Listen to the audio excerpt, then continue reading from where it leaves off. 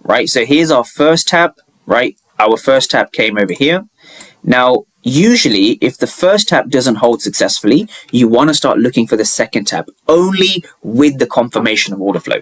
So here's now the second tap. So again, we're looking for the same criteria. So step one, define your key level.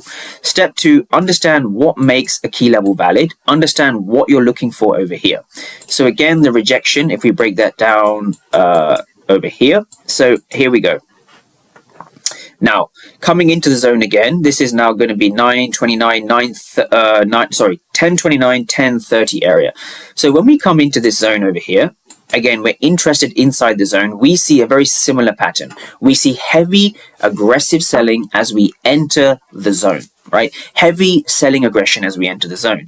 Now, same thing over here. We see this heavy selling aggression, and what's really going on here is a couple of things. We see a lot of the sellers over here not being rewarded. Now, this not being rewarded concept is shown as we break above the level. So it's kind of like logic. It's very logical, this, right? So again, if we break above the level, despite having the aggressive sellers over here, what does that tell you, right? Why did these longs play out? So again, my execution was going to come around here. So execution for that day, if I quickly break it down, came at 69.65, right? There was my execution. 69.65 here. 69.65.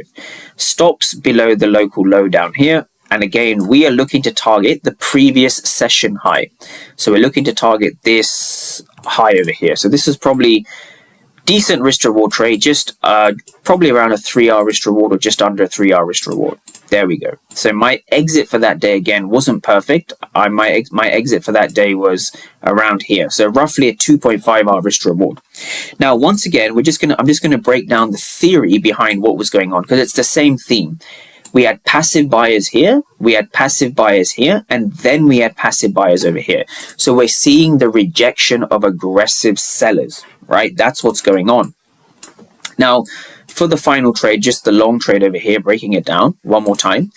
Without even reading all the individual numbers, what we can see is